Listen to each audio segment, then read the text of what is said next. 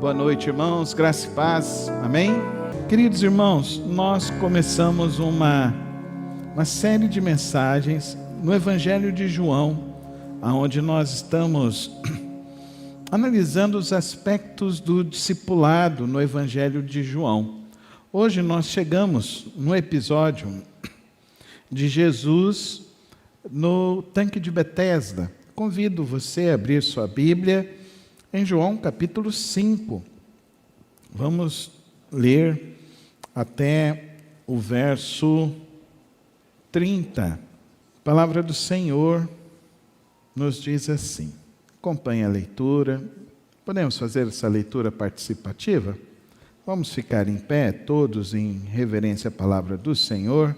Eu vou ler então os versos ímpares, os irmãos leem os versos pares. Algum tempo depois, Jesus subiu a Jerusalém para uma festa dos judeus.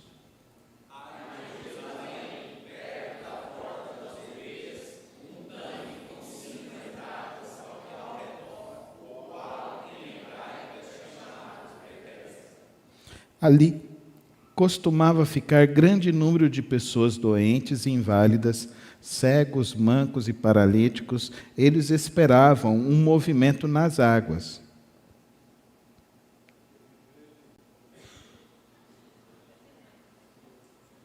Travou? Os irmãos estão com a Bíblia aberta, espero. Os irmãos estão com a Bíblia aberta, porque a tecnologia às vezes não... Por isso que eu... Aí, pessoal, pastor, por que o senhor não usa tablet? Porque eu sou assim, ó, nunca falha. Sempre está aqui, está vendo? Verso 4. De vez em quando...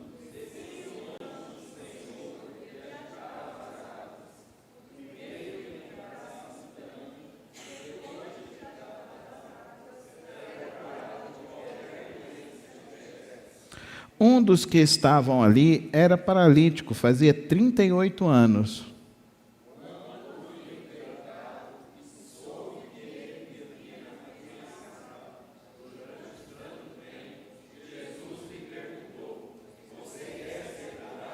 Disse o paralítico: Senhor, não tenho ninguém que me ajude a entrar no tanque quando a água é agitada. Enquanto estou tentando entrar, outro chega antes de mim.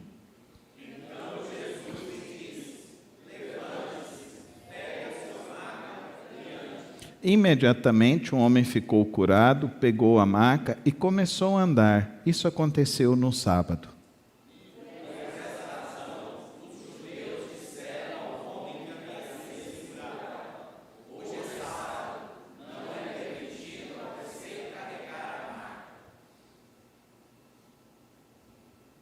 Mas ele respondeu: o homem que me curou me disse: pegue a sua maca e ande.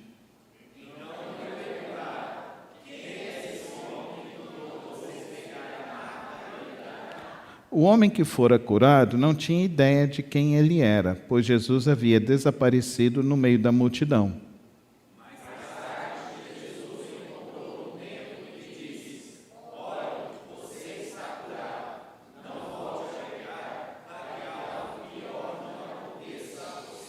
O homem foi contar aos judeus que fora Jesus quem o tinha curado.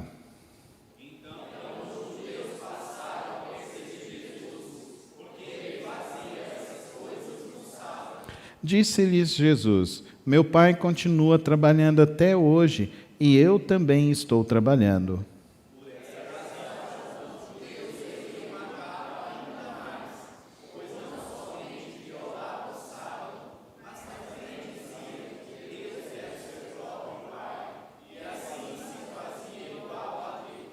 Jesus lhes deu esta resposta: eu lhes digo verdadeiramente que o Filho não pode fazer nada de si mesmo, só pode fazer o que vê o Pai fazer, porque o que o Pai faz, o Filho também faz.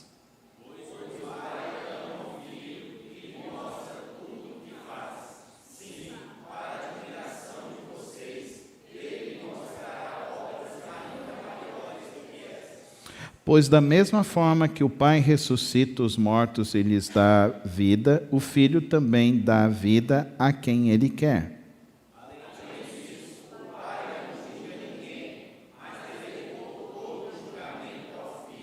para que todos honrem o Filho como honra o Pai. Aquele que não honra o Filho também não honra o Pai que o enviou.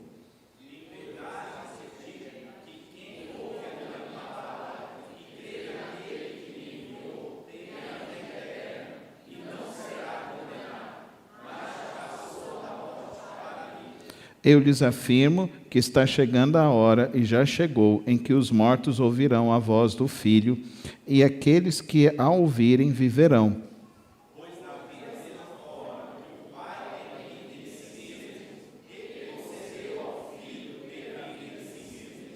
E deu-lhe autoridade para julgar, porque ele é o Filho do homem.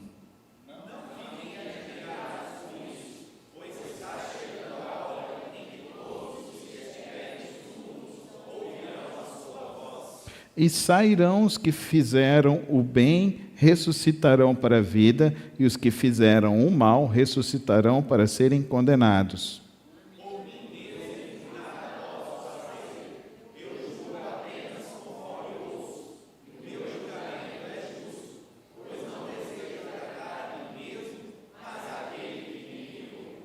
Pai, abençoa a Tua palavra hoje às nossas vidas, aos nossos corações, e que nada, ó Deus, venha impedir, ó Deus, o Teu Santo Espírito de nos conduzir à Tua reta vontade, ao Teu querer, em nome de Jesus. Amém. Podemos assentar, irmãos. Queridos irmãos, nós temos visto e temos sido desafiados a entender sobre o discipulado. No primeiro estudo, nós vimos que aqueles homens, Jesus fez a eles um convite: venham. Eles largaram tudo e começaram a seguir a Cristo Jesus. O segundo encontro, nós vimos aquele encontro de Nicodemos, aonde ele vai escondido se encontrar com Cristo Jesus, e ele diz a Nicodemos então que ele precisa ter um encontro pessoal e que isso precisa transformar a vida dele de dentro para fora. O terceiro encontro foi de Jesus ali no tanque, junto com a mulher samaritana, e vemos então que o impacto que o Evangelho causou na vida daquela mulher transformou a sua vida, e a transformou numa evangelista, transformou numa discipuladora. Ela sai e anuncia isso a todas as pessoas então daquela cidade onde ela morava, perceberam então a mudança que houve na vida delas. Hoje nós estamos aqui diante de Jesus, diante deste homem que está ali no meio do caminho da religião, e no meio do caminho da religião ele é um estorvo. Ele está ali, mas ninguém o ajuda. Ele está ali há 38 anos. Que tipo de religião é essa que não olha para a necessidade do próximo? Que tipo de religião é essa que não olha para aquele que precisa de uma mão estendida e não faz nada pelo próximo? Que tipo de religião é essa? Que tipo de religião é essa? Eu te pergunto hoje, para nós brasileiros, que pessoas seguem hoje, pessoas e investem milhões de recursos em ministérios, em grupos, que vão simplesmente promover exploração. Oh, queridos irmãos, eu fico tão triste de ver isso. Pessoas que falam para mim: não, eu não me importo com o que as pessoas estão fazendo. Como não? Isso é o caminho da religião, não é o caminho que Cristo tem para mim e para você, não, querido irmão. O caminho que Cristo tem para mim e para você é que nós possamos viver e possamos ser sal e luz neste mundo. Nós precisamos entender isso. E Jesus, ao passar, ele não olha para este mendigo, ele não olha para este necessitado e simplesmente passa por ele. Ele olha para ele, vê a necessidade, Jesus vai a ele, e vai indo a ele, ele promove a cura, promove a transformação da vida dele, porque Jesus é a expressão dessa misericórdia de Deus. E eu e você precisamos entender que nós que aceitamos a Cristo Jesus, nós precisamos ser expressão de misericórdia a este mundo. O Evangelho, então, não é uma chamada de que agora eu quero uma bênção a mais para a minha vida. O Evangelho é uma chamada daquelas pessoas que olham e entenderam que encontraram a verdadeira bênção, Jesus, e são abençoados. para ser misericórdia neste mundo. Misericórdia às pessoas que estão por esse caminho, que estão aí 38 anos presos nas drogas, presos na sarjeta, presos nas depressões, presos em hedonismos, tão distantes de tantas e tantas coisas. O Evangelho precisa ser a solução para essas pessoas, mas vai ser apenas a solução se nós formos esse exemplo de misericórdia como Jesus está nos ensinando a ser. Por isso o cristão, ele não pode andar no orgulho. Irmãos, um líder religioso que fica andando de carro blindado para cima e para baixo, segurança para cima e para baixo, tem alguma coisa errada nisso. Uma vez lá em São Paulo, eu fui numa grande igreja lá, e o pastor pregava numa caixa assim, como aquela. Depois me falaram que a caixa era blindada, para que ele não recebesse tiro. Então existe alguma coisa que está errada nesse evangelho. Porque Jesus aqui, se você perceber, Jesus cura este homem, e os fariseus então perguntam, quem que te curou? Ele era igual a todos os outros. Você percebe isso no texto? Jesus não era diferente das outras pessoas, ele era igual às outras pessoas. Você passava por Jesus e você veria uma pessoa comum, mas se você parasse para ouvir Jesus, você perceberia que ele era uma pessoa sem igual. Sem igual. Cadê? Quem te curou? Ah, foi aquele ali de terno. Hoje eu estou de terno, que eu gosto. De ceia vim num blazer, que eu acho que é um dia muito importante na vida da igreja. Lá em casa elas perguntam para mim assim, toda vez que eu vou batizar, vocês que já estão aqui na igreja tem mais tempo, sabem que eu uso sempre azul branco, azul mais clarinho assim. A camisa que eu venho pregar é um azul clarinho e vou batizar com azul clarinho. Aí eu tenho um par de gravatas igual, eu uso o mesmo par de gravatas. Elas falam, por que você faz isso, pastor? Papai, porque eu gosto de fazer coisas que para mim são significativas para o Senhor, porque eu cresci numa família pobre, então para nós a roupa boa era a roupa para ir para a igreja, o sapato bom era o sapato para ir para a igreja, então a gente não ia de qualquer jeito, a gente sempre usava o melhor para o Senhor, e tinha uma música antiga que a gente cantava no meio das crianças, que a gente falava que o melhor é sempre para Deus, porque Deus nos deu sempre o melhor.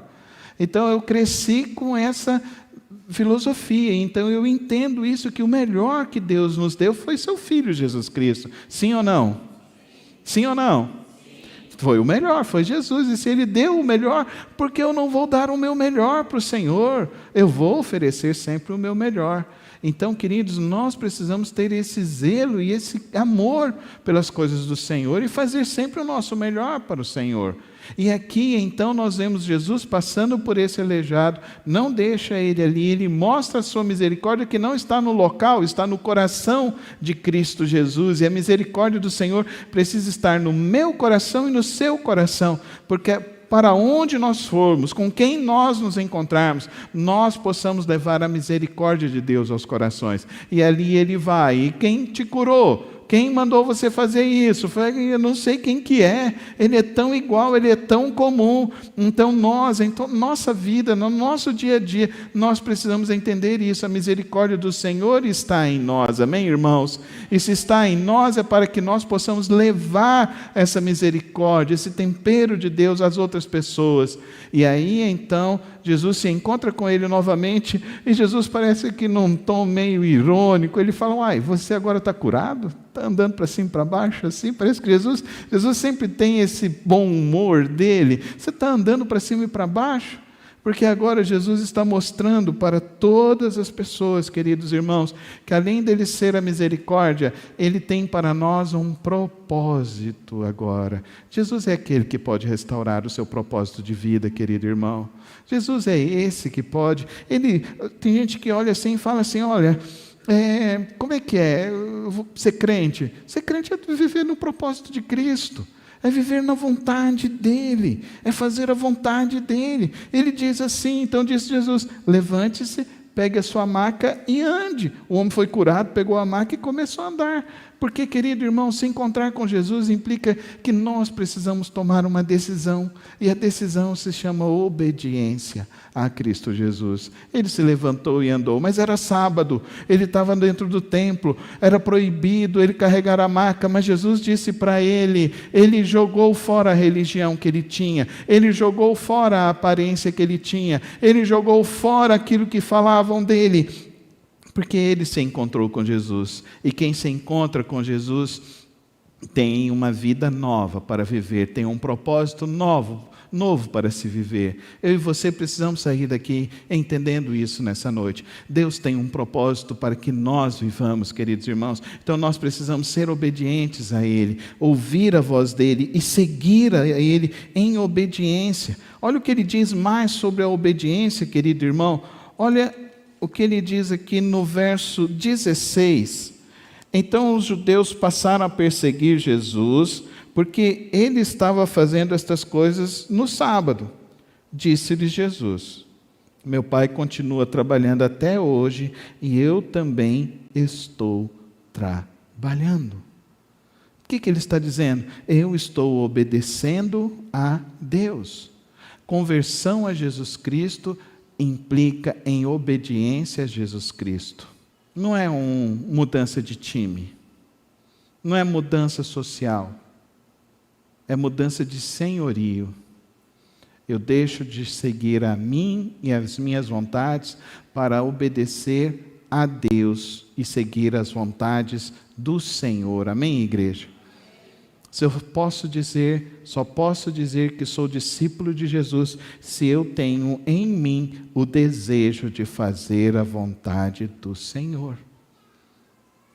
Jesus diz isso: meu Pai continua trabalhando até hoje e eu também estou trabalhando, eu estou fazendo a vontade do meu Pai. A minha pergunta para você então hoje é essa: você faz a vontade de Deus?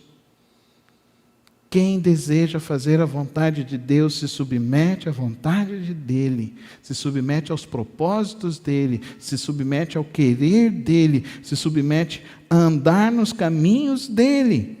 Verso 19, Jesus lhe deu essa resposta: eu lhes digo verdadeiramente que o Filho não pode fazer nada de si mesmo, só pode fazer o que vê o Pai fazer, porque o que o Pai faz, o Filho também o faz.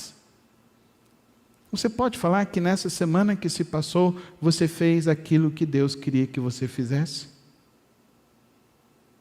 Isso começa com coisas muito simples, na sua vida devocional, na sua oração, na sua meditação na palavra. Isso vai se transparecer na sua manifestação de amor e no exercício de misericórdia para com as pessoas. Isso vai se revelar no seu dia a dia, em que você se torna uma pessoa mais cheia do Espírito Santo. E é engraçado, né? Porque a gente vive nesse pentecostalismo que a gente vive hoje em dia. As pessoas falam que ser cheio do Espírito Santo é falar a língua estranha que ninguém entende, é ter um trejeito que ninguém entende. E Jesus está aqui no meio de todo mundo e ninguém conhece, e todo mundo não consegue identificar Jesus, porque Jesus era comum. Então Jesus não estava ali pulando, saltando e fazendo coisas estripulias. Ele era uma pessoa comum. Como eu disse, você poderia passar por ele e nada acontecer, mas se você parasse para ouvi-lo, tudo poderia se transformar na sua vida. E é isso que eu e você como cristãos precisamos entender. As pessoas podem passar por nós e nós não vamos conseguir falar com todas elas, mas as pessoas que pararem para nos ouvir, queridos irmãos, que a nossa palavra seja para produzir o efeito de Deus na vida delas. Amém, irmãos? Bill Hybels, no seu livro, falando sobre liderança corajosa, ele conta a história de que o pai dele foi um plantador de igrejas. E quando faleceu uma pessoa da igreja que o pai havia plantado, um membro fundador, ele voltou lá naquela cidade, no dia daquele velório. E ele, quando chegou lá naquele velório, ele chegou um pouco atrasado, o velório já estava acontecendo, o serviço do culto fúnebre já estava acontecendo, e ele olhando para aquele culto, para aquele memorial, e as pessoas olhando, e ele falando, será que eles não estão entendendo que nós estamos falando desse homem que doou o terreno da igreja, construiu essa igreja, ajudou tantas e tantas missionários, saíram tantos e tantos missionários desta igreja, este homem que ajudou a fazer esse telhado com as próprias mãos, que orou aqui tantas e tantas noites, e ele começou a ficar indignado, porque tudo estava passando, estava acontecendo, e aí uma das senhorinhas virou e falou, você é o Bill? Ele falou, o filho do Sr. Ribbles, então vem aqui, traga uma palavra. E ele virou e falou assim, então ele não poderia ser mais uma pessoa comum que estava naquele local, ele precisava então trazer uma palavra. E ele trouxe para aquele momento de tristeza, de dor, de partida, ele trouxe que aquele homem, o que ele tinha feito na vida dele, tinha feito algo tão produtivo, tão maravilhoso, porque ele simplesmente decidiu obedecer a Cristo Jesus e fazer com que a vida dele fosse um memorial para Cristo Jesus, e que através da vida dele, ele trouxe um grande impacto para o reino de Deus. Querido irmão e querida irmã, eu e você não estamos vivendo aqui os nossos dias simplesmente para esta terra, nós estamos vivendo os nossos dias para a eternidade, nós estamos vivendo os nossos dias para povoar o céu, não simplesmente povoar a terra. Nós estamos vivendo os nossos dias para que as pessoas tenham esperança eterna, tenham vida eterna e possam se submeter a Cristo Jesus. Nós não podemos passar por esta vida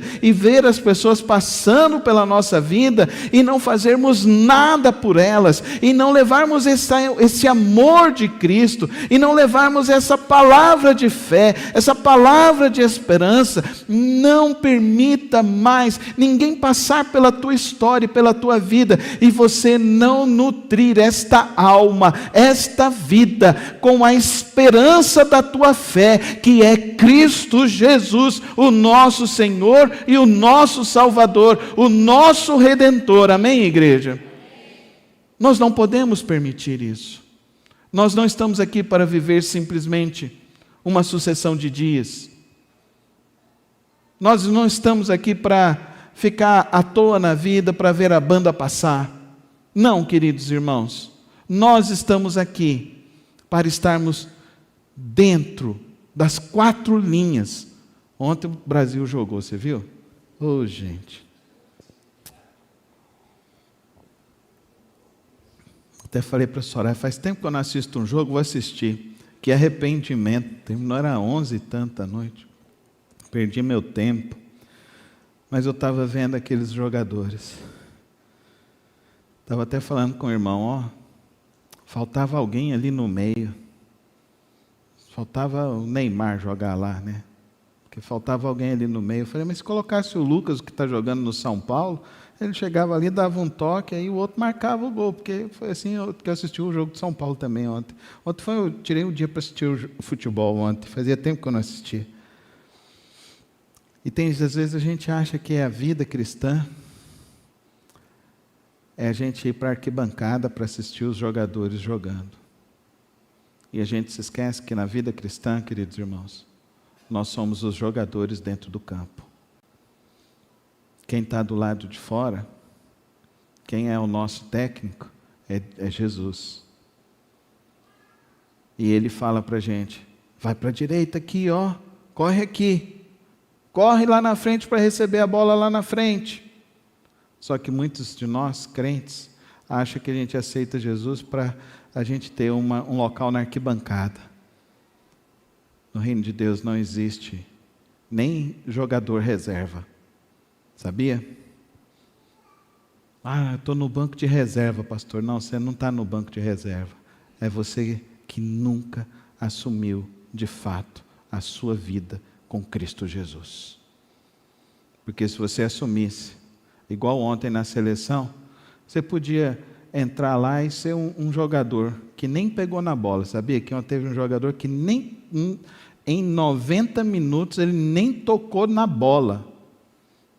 Não importa se você vai tocar na bola, você pode entrar no campo e não tocar na bola, mas você dentro desse jogo da vida com Cristo, você está dentro do campo para fazer diferença na vida de pessoas, na vida das pessoas, e fazer a diferença com a misericórdia que Cristo colocou em você.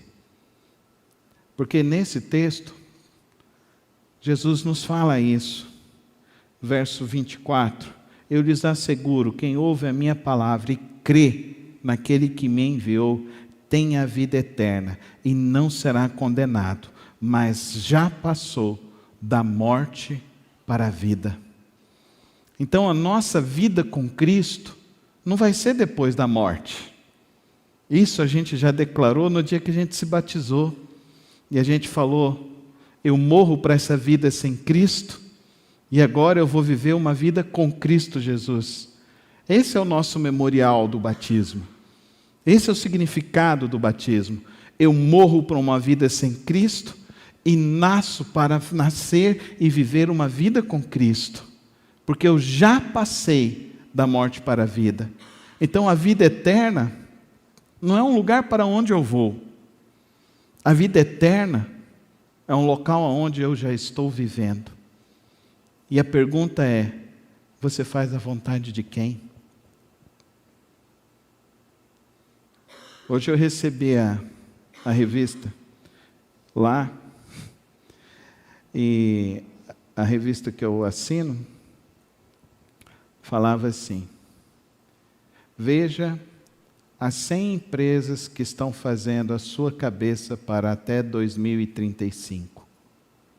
Aí eu fiquei parado, eu fiquei olhando, eu abri a revista e fui ver isso, e fui percebendo que todas as empresas estão num trabalho ferrenho, diário, 24 horas por dia, 7 dias da semana, 365 dias do ano, para fazer com que eu e você saiamos da vontade de Deus.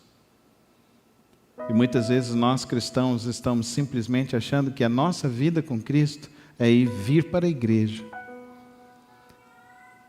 E às vezes a gente acha que viver com Cristo é a gente vir e andar com Ele aqui na igreja. E a gente não está entendendo o que Jesus disse aqui nesse texto. Quem ouve as minhas palavras e crê naquele que me enviou, tem a vida eterna e não será condenado, mas já passou da morte para a vida. Nós já passamos da morte para a vida. Então, por isso que a partida para quem é cristão não é de desalento, é de esperança. Partiu com Cristo Jesus. Essa semana faleceu a esposa do nosso querido pastor Alexandre Willick, e me deram um testemunho do culto fúnebre em que ele disse, nós vivemos 54 anos e eu posso testemunhar que essa mulher orou todos os dias ao Senhor Jesus Cristo. Eu posso testemunhar que ela sempre se dedicou para as pessoas ouvirem de Cristo Jesus, que ela sempre priorizou fazer as coisas para Deus. E muitas vezes eu era colocado em segundo plano, mas ela fazia tudo para o Senhor Jesus Cristo. Querido irmão e querida irmã, como nós seremos lembrados? Como nós seremos lembrados? Como que nós viveremos? Como religiosos que seguiam regras? Ou como verdadeiros discípulos que entenderam que já morreram para este mundo e vivem agora para Cristo Jesus? E que vão passando pela vida, encontrando com tantas e tantas necessidades e necessitados, e vão partilhando aquilo que Deus nos deu do céu, Cristo Jesus, para o coração das outras pessoas. Essa palavra tem poder, Cristo Jesus. Esse nome transforma vidas, esse nome cura, esse nome faz aleijados andarem, fez aquela mulher que era mal falada se transformar numa grande evangelista, numa grande mulher que servia a Cristo Jesus. Esta palavra, olha o que ele diz aqui ainda para nós: eu lhes afirmo que está chegando a hora, e já chegou, em que os mortos ouvirão a voz do Filho de Deus, e aqueles que a ouvirem viverão. Pois da mesma forma como o Pai tem vida em si mesmo, Ele concedeu ao Filho ter vida em si mesmo, e lhe deu autoridade para julgar, porque é o Filho do homem. Você entende que aqui ele fala de mim e de você? Estávamos mortos neste mundo, porque o salário do pecado é a morte. Estávamos mortos e condenados a uma vida de destruição nesta terra e depois da nossa morte. Mas estando mortos, Ele veio, Ele anunciou e Ele disse que Ele morreria naquela cruz para levar sobre si os nossos pecados, as nossas culpas, e para nos dar remissão dos nossos pecados, para purificar as nossas vidas, mais alvo do que a neve, e fazer com que as nossas vidas então encontrassem significância, propósito com Ele, vivendo para Ele. Então nós estávamos num mundo de morte e de trevas, mas ao encontrar com Jesus, nós fomos transplantados então para o teu reino de luz, o teu reino de glória. Estávamos mortos, mas ressuscitamos. Amém, igreja? Estávamos perdidos, mas agora nós sabemos para onde vamos. Amém, igreja? Estávamos sem esperança, mas agora nós temos a verdadeira esperança. E essa esperança deve nos levar a anunciar a palavra de vida, a palavra de fé, a palavra de salvação a todas as pessoas. Eu sempre falo para os irmãos que aqui, igreja, precisa ser Betesda. Mas hoje eu quero dizer para os irmãos, Betesda precisa ser o nosso coração, a nossa vida. E nós, por onde formos, levarmos essa graça de Cristo Jesus a todos quanto precisam. Que por onde você for, por onde você passar, você leve a misericórdia de Cristo Jesus. Porque o que vai importar nesta vida, depois que cessar os nossos dias, é essa realidade. O que nós marcamos? O que marcamos na vida do outro? O Evangelho de Cristo? Que essa seja o nosso propósito, a nossa vida. Viver para Cristo Jesus. Feche teus olhos. Alinha hoje a tua vida a Cristo. Alinha hoje o teu propósito a Ele. Coloca hoje o seu coração para viver com Cristo, para viver para Ele. Alinha hoje a tua história. Se você tem vivido dias pensando, nossa, eu estou enfrentando tantos problemas. Querido irmão, tem pessoas que estão do teu lado, que estão com problemas ainda maiores. Você encontrou o Cristo Jesus. Ele é a solução da tua vida e da tua esperança. Então você tem uma palavra de vida para todos que estão ao seu lado. Anuncie essa palavra de vida por onde você for. Leve essa palavra de esperança para todas as pessoas, todos que precisam, todos que necessitam, precisam ouvir através de mim, através de você, através de todos nós levarmos essa palavra. Não viva essa vida impassível. Não viva essa vida passando pelas pessoas e achando que os seus problemas são maiores que os dos outros. Não, Deus hoje te diz, você recebeu o alívio do céu, você experimentou a graça de Deus. Você é um escolhido, um filho amado de Deus, para levar o pão da vida a todos que precisam. E assim, Pai, nos colocamos em Tua santa presença, para que caia de nós, ó Deus, nossas escamas, o nosso orgulho, a nossa falta de propósito, para que caia de nós nossa arrogância espiritual, para que possamos ser verdadeiros discípulos, semeadores da palavra de vida e salvação, da palavra de cura, da palavra de misericórdia a todos quanto precisam. Que, ó Deus, em nossos encontros nessa semana, o Teu Espírito use, ó Deus, os nossos lábios, use a nossa vida. Que em nossas orações e súplicas dessa semana, ó Deus, nós possamos orar e interceder mais por aqueles que precisam. Pai, que nesta semana que vai se iniciar, nós saiamos daqui, ó Deus, cheios da Tua santa esperança, cheios da Tua grande misericórdia, cheios do Teu grande poder, cheios da palavra de vida e salvação. É assim que suplicamos e pedimos, no precioso nome de Cristo Jesus.